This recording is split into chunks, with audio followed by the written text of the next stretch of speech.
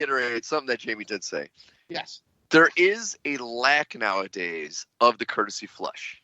Yes. I have noticed. I have gone into, because I work in the restaurant and I am always going in and out of public bathroom. And there are times it's like, I swear to God, the person must be dead in that stall, or they murdered somebody and brought them in. And I work in a Chinese food restaurant, so I know it's our food that caused what's going on in there. But it's like there's never that courtesy flush. No. And because as soon as there's the courtesy flush, most of the smell goes away. You're right, right. What is it with it? Why is it a lost art? Like, did it get lost over time or generational thing? It's a lot of things with nowadays where people just don't really give a shit about other people. Literally. It's all about them. It's them. Well, I understand that, but we're talking about shit here.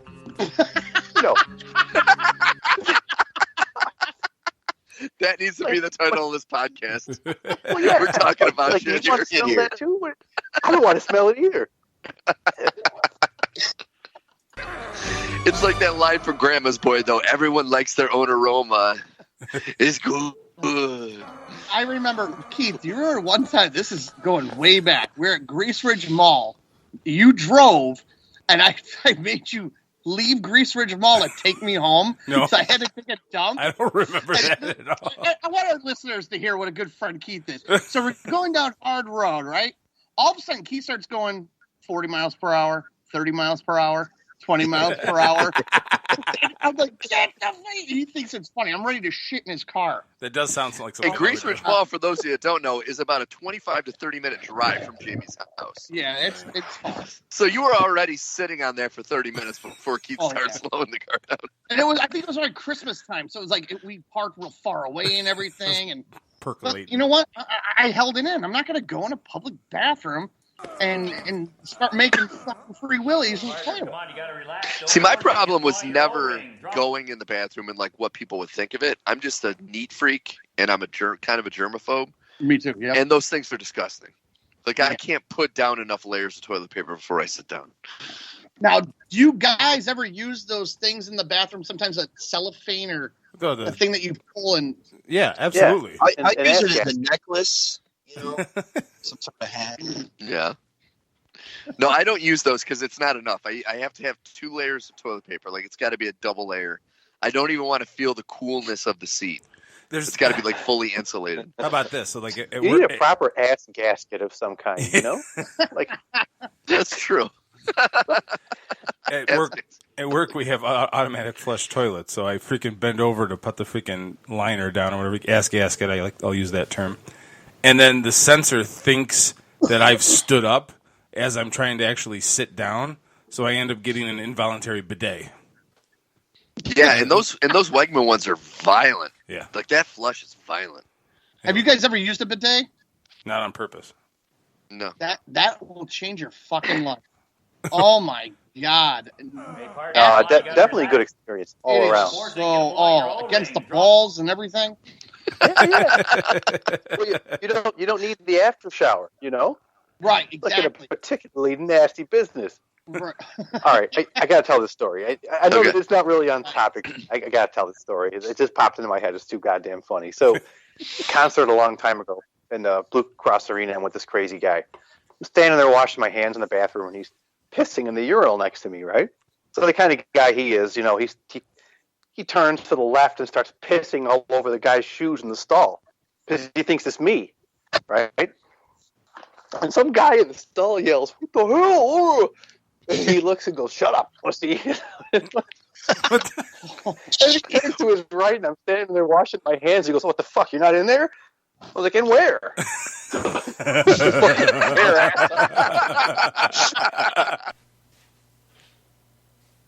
And our third and final clip for this episode is from episode 3. The episode was about Danny Aiello, who had recently passed, and also non-traditional Christmas movies. But there was something about the drive of the week, that episode, featuring Danny Aiello from Harlem Nights, and its presence in the background that I thought made this clip kind of stand out. So this is from episode 3, as we pay homage to Mr. Danny Aiello. All right, so last week we introduced the new bit, the Drive of the Week. Mr. Klein, set it up for the folks for this episode. All right. Yeah, we actually coming up on the, I believe it's the 30th anniversary of the movie Harlem Nights. It's a film directed by Eddie Murphy and starring himself and Richard Pryor. But the drive that for this episode is going to be from Danny Aiello, who just recently passed away, and we're going to discuss. Why don't you take it away, Keith? And here's a little Danny Aiello for you. An excellent drive.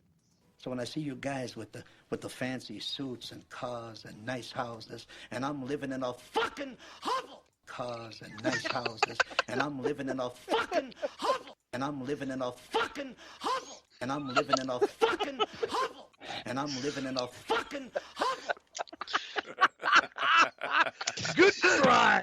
Oh, God. Oh, that's just the best.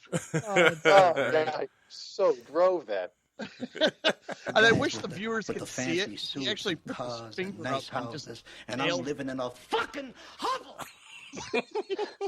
He like jumps up from his chair when he does it too.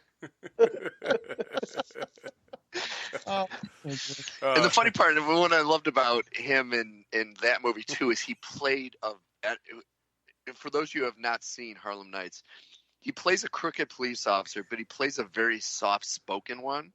Oh And yeah.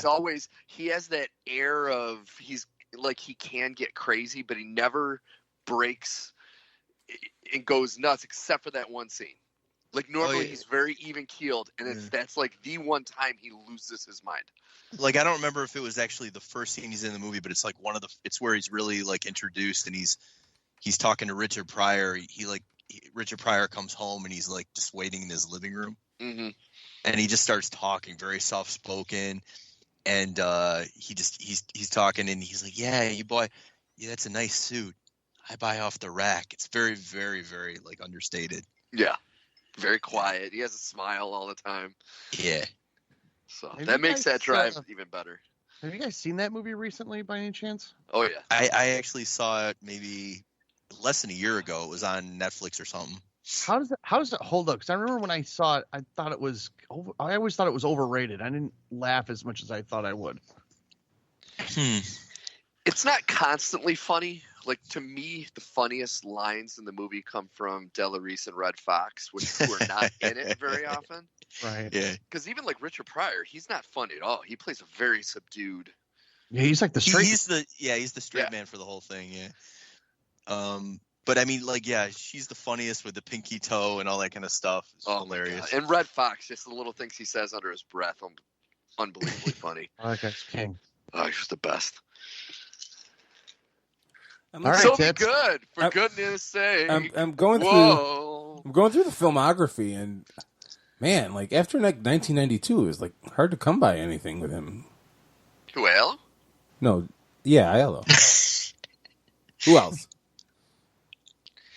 Well, I mean, he was always doing small parts. He was never a big, he was a character actor. He never was a lead. I mean, he did, what's that TV series he did? The Last Don.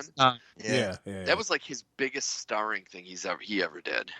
See, I feel like what happened was the guy was living in a fucking hovel, though. I feel like I don't remember whether it was Moonstruck or whether it was the Madonna video, but like it was something that like people started like talking about him, and all of a sudden he's in everything for like a 4 or 5 year period. Seemed like he was in all kinds of stuff, and he never had that huge role. But I think wasn't he nominated for Moonstruck? He was nominated. He was nominated for The Right Thing. Do the Right Thing. Right. He's the pizza owner. The only time he ever got a nomination for an Academy Award was Do the Right Thing. No, that's not true. That's not true. He got nominated for a short, I found out. Oh, really? For acting? Yeah, apparently he got nominated for a short, and I couldn't tell you what the title was, of course, but yeah, Academy Award nomination. Back when Moonstruck came out, which was 87, by the way, it was back then the Oscars, they did not like putting two people from the same movie in the same category. And Vincent Gardenia was already nominated for Best Supporting Actor. And he ended up losing to Sean Connery for The Untouchables. But it was like when you look at that movie, Danny That's the Aiello was Chicago amazing way. in Moonstruck, but Vincent Gardenia was ridiculous. Like they both were so good. It's tough to choose. And I'm I living in can't a I can't think of a person in Moonstruck that wasn't really good. Yeah. Like No, I mean, agree with you. you know, even Nicolas Cage, who kind of overplayed it, but it still was a good character. You know, I'm looking at his filmography. First major motion picture, Bang the Drum Slowly.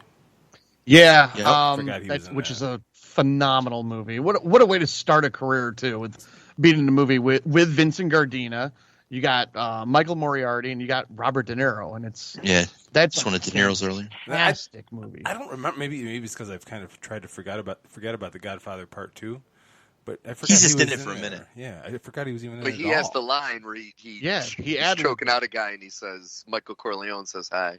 Which Right. always Yeah. confused the hell out of me because I didn't know, like, watching that movie, I don't know whether Michael Corleone tried to have him killed, because they keep going back and forth throughout the movie, and you're like, you know, was he set up? Did he actually do it? It was really kind of weird. That line kind of set up a lot. Mhm. And there's actually, he was really good in a very underrated movie, The Front. I don't know if any of you have ever seen it, with Woody Allen.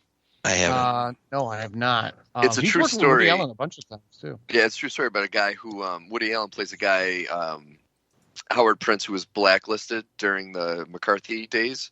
Yep. He was a screenwriter, so he had to write stuff, and other people took the credit for it. Mhm. And Danny Aiello plays a character in the movie, and he's really good. Oh, that he movie- plays Prince? No. Woody Allen plays Prince. Danny Aiello plays a guy named Danny, which I know is a stretch. Woody Allen doesn't look anything like Prince. Gucci. From the waist down, he does, is what I heard. Whoa, hey now. But no, if you ever get a chance to see The Front, It's great like a movie. Purple Rain. 7.3 Check it out out. of 10 on IMDb. From What's that? 7.3 out of 10 on IMDb. It has one of the best ending lines too. One of the last thing he says, and So, you want Woody Allen says is amazing. It's a good drive Do you too. want to perform? But not a drive, really. but Woody Allen good has curse. a drive. It's not really a drive. It's a good curse. And I'm It's living in a drive for Woody Allen.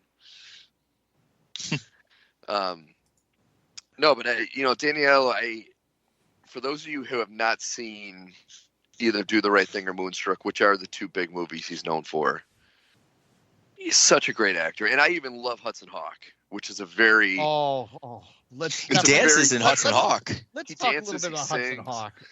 That is an underrated fucking movie. I've right never there. seen Hudson Hawk.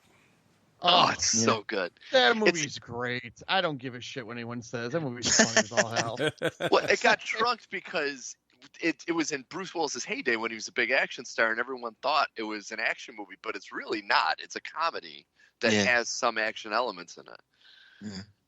And they were friends. They were actually talking for years about doing a movie together, and that was the movie that Bruce Willis said, "I want Danny Aiello as the sidekick," and so he did it. It's a great movie. He's a Tommy Five Tone.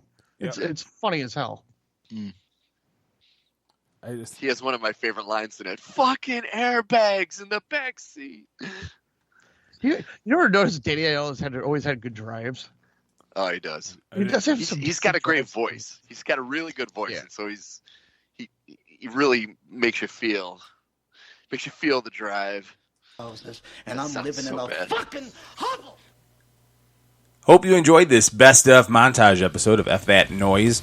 We'll be back after the first of the year with all new content. Hit us up on the socials, Insta, Twitter, Facebook page, Spreaker.com. F That Noise is the name of the show. We'll see you all in 2020.